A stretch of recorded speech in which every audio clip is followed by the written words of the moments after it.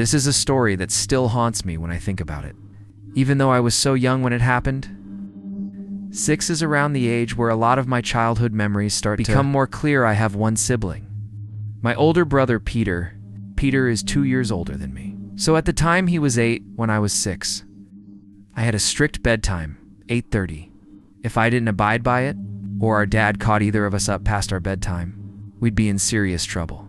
Our dad was always strict with us as kids. Honestly, I don't remember if this happened on a school night or not, but I woke up in the middle of the night to Peter shaking me awake. Peter and I shared a big bedroom upstairs in the house. My parents' room was on the first floor of the house. I was confused why Peter was waking me up until he told me in a whisper to be quiet and listen. And I did listen, and I heard what he was talking about. It was our mom's voice calling for us downstairs. But it was in a very quiet, whisperish type of voice. I was going to get up to go answer our mom. But my brother told me not to. He said that he didn't think it was Mom. I told him to stop trying to scare me. I remember being so mad at him. He told me to go closer and listen. So I got up and went towards the bedroom door. Right outside of our bedroom door was the little hall that led to the bathroom. In another bedroom that our grandma would sleep in whenever she'd sleep over, directly to the right. When you leave our bedroom was the stairway downstairs, which had a door as well. I put my ear up on the bedroom door and I heard the voice clearer. It sounded like our mom's voice calling our names. Peter, Mikey. I said to Peter, "That's Mom." And he said no. It's not somehow as a 6-year-old and as the little brother. I found myself being the one confident enough to open our bedroom door and then listen through the stairway door, but now the voice stopped. I whispered to Peter that Mom walked away, and again, he said, "That's not Mom." I kept telling him to shut up and that he was scaring me. I unlocked the stairway door and slowly pulled it open to avoid making noise. And when the door was open just enough, I peered through. The opening at the bottom of the stairs was clear as day.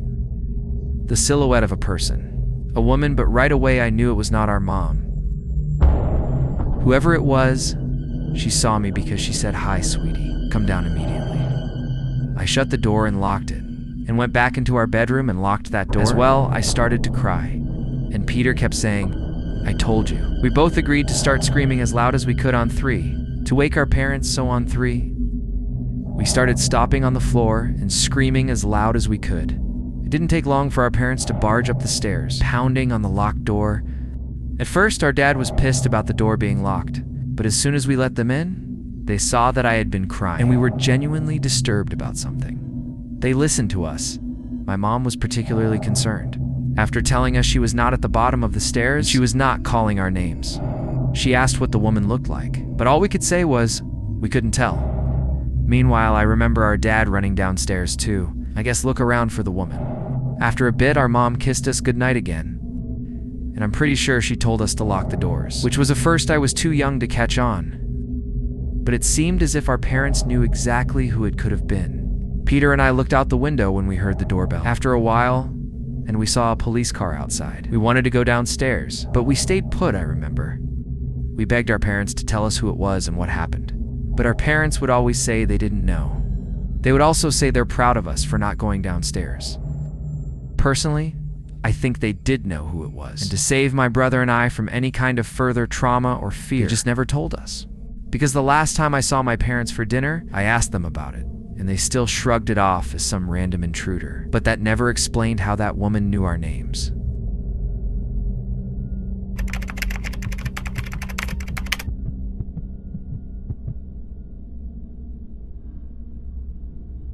This happened when I was 16. I was still in high school.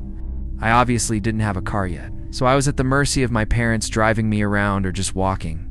If it was close, it was the weekend my friend Haley was having some of our friends over. Since her parents weren't home, my mom drove me to her house. Haley lived close, about a 3-minute drive and 20-minute walk. My mom was single at the time, and she also liked to go out too. So she told me that if she's out late, then to just walk or get a ride home, which meant she was going on a date. A few of our girlfriends were at Haley's house, Tina, Courtney, and Belle.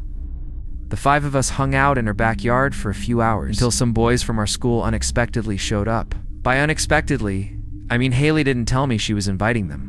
The reason I was annoyed by this was because one of the boys that showed up was a boy I had some annoying history with and didn't really want to see.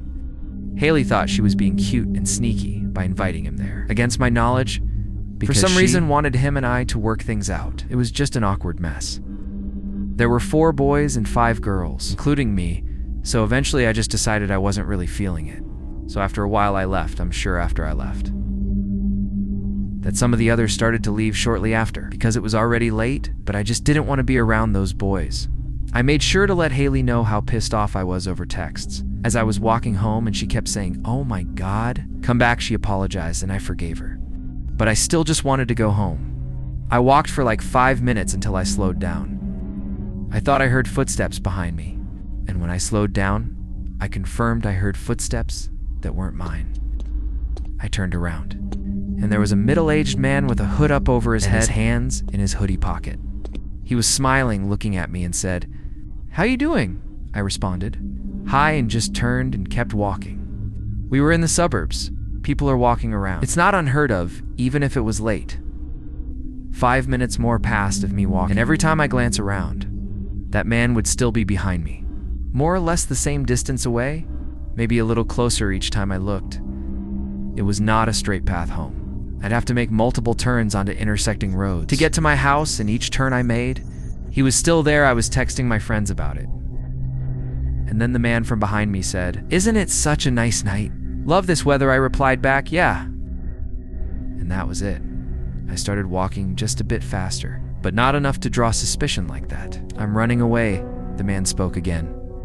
And every time he opened his mouth, part of me died a little more inside. Like, why was he talking to me? Why was he following me, he asked. "Are you from the neighborhood?" I replied, "No." I was making my answer short and firm. The man chuckled. I started asking all my friends for help, to send one of the guys to come pick me up. Ironically, the boy who I was trying to avoid was on his way to come get me. I'll just nickname him Brandon. The man behind me then said something that changed everything.